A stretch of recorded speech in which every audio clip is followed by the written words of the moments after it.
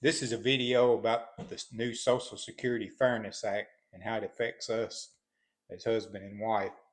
Uh, and a disclaimer to start off with, we are not Social Security experts, or neither are we CPAs or anything like that. We're just going to tell you our personal experience with what happened and how we filed and what we filed under and how we filed. So this is my wife here today, and she's going to be the one that will start receiving the spousal benefit. Is what we filed under, and she's going to explain to you how it all came down and started out. So, if you're not familiar with the new Social Security Fairness Act, it was signed by President Biden in January 2025, and it eliminates GPO, which is Government Pension Offset, and WEP, Windfall Elimination Provision. And those were signed into law back in 1983 by Ronald Reagan. And it was to prevent double dipping for certain employees. Myself, I retired under civil service after 34 years of service. And civil service employees did not pay into any Social Security fund. We paid into a retirement fund. So in 1987, I believe, they did away with the civil service retirement system and started with FERS, the Federal Employee Retirement System. Those employees pay into Social Security and a 401k. But the problem with the WEP and the GPO was that even if I got another job, or say I had a job before I started civil service, if I worked a part time job during my employment, or if I got a job after I retired and paid in my full 40 quarters of Social Security, they would be offset by 2/3. This applies to teachers, firefighters, police officers, and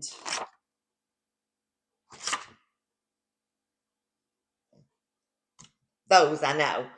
And it affects 3 million people, 3 million employees.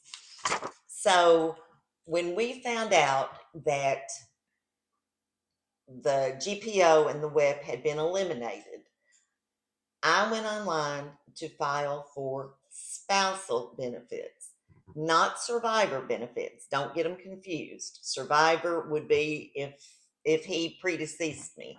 This is spousal benefits. So when you go online, you create an account under Social Security. I had to provide him with his Social Security number, his date of birth, his monthly Social Security benefit. There was a calculator that would tell you how much you could draw. And then you filled in pretty general information, nothing you wouldn't know. They also said you might have to provide a marriage certificate. And in order to qualify for the spousal benefits, the spouse has to be within 3 months of turning 62. Your spouse has to be receiving Social Security, and you had to have been married a year. So I went online on January the 12th and applied. And there was a disclaimer that you should know something within 30 days whether you were eligible or not. And I got a call on January the 27th saying I was approved and I would get my first check starting in February, which, I was really impressed with how fast that time frame went because I was expecting a huge delay because of it being 3 million people who could possibly use this. I think, and now this is from what I've read, somebody who is already receiving Social Security, and it was offset by 2/3. they will automatically get their full Social Security benefits. But in my case, I had never paid in the 40 quarters. I was not drawn anything. So I had to apply for spousal benefits. And that could be the reason that she actually got hers earlier, was for the simple fact she was applying as if she was applying for Social Security benefits for the first time. So, you know, don't take this as to mean that, if you're already drawn Social Security with the offset, that you'll get yours that quick. We don't really know. We're just telling you the experience she had from the Social Security online. And And I applied early. right, and as soon as we found out, within a couple of weeks there, she went on and applied online. And you can do it online or you can go into the Social Security offices. However, I believe that they no longer take walk ins. You have to call and make an appointment.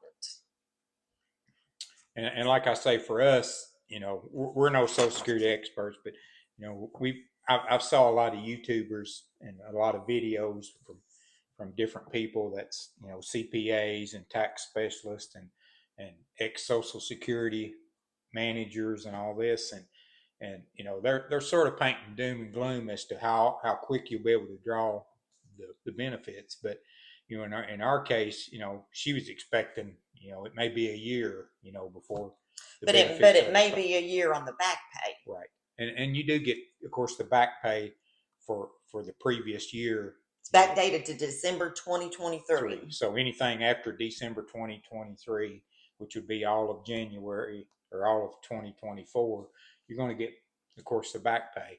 Now, when that's coming, she don't know that, but And we read that there were no funds to pay it. yeah. So as of right now, they say there's no government funds to allocated to do that with. But like I say, we don't know that. The main reason we're doing the video is just to sort of explain to you what our experience was. If you have any questions, feel free to comment. Or if you've done this. Right. Or maybe you've already applied and you're already saying, they're already telling you that you're going to get your benefits in February. Let us know. Yeah. We'd like to know. Yeah, just put a comment down there. Or like I say, if you have any questions about how she applied, she pretty much went through it there with you. It's just basically an online, of course, you do have to be, if you're divorced, I think you had to be married, 10 years? 10 years. You could go back on an ex-spouse, but you had to have been married 10 years. Yeah. And maybe not remarried now. I don't know. And not remarried. Yeah. Right. So I'm not sure on that, but that's where we're at. We'll just we'll see what happens. Like I say, she should get receive her first payment sometime in February. The lady really didn't tell her a date. She just said she would receive the first payment in February.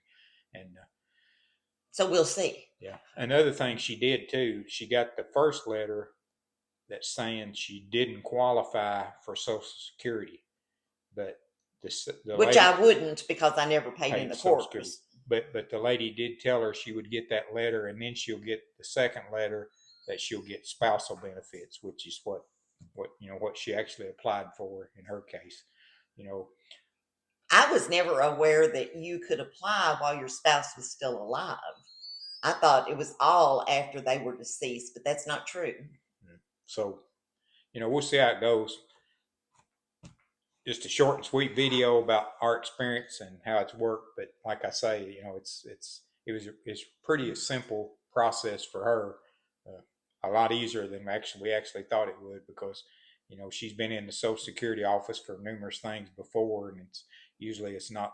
And I was a government employee. I know how long paperwork can take. Usually it's not that simple of an operation, but in this case it was, thank goodness. And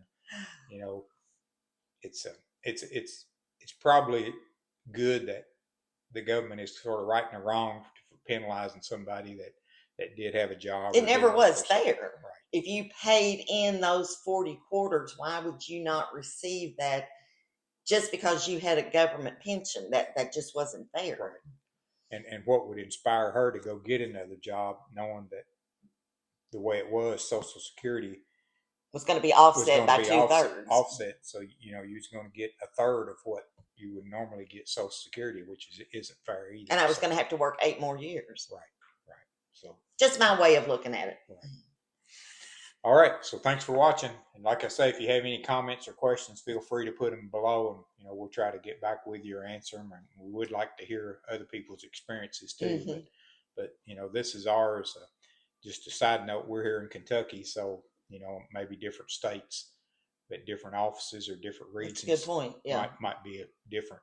And The bigger states might have a lot more right. applicants. And with 3 million that it's affecting, that means there's going to be a lot of applicants out there. So we'll just have to see what happens. Thanks for watching.